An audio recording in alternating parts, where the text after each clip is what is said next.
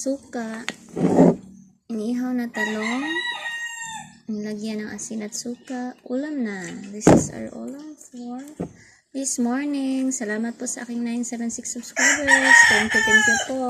God bless us all. Shout out po sa inyo. You are the best. Ulam na po ito. I-try niyo po ito sa inyong bahay.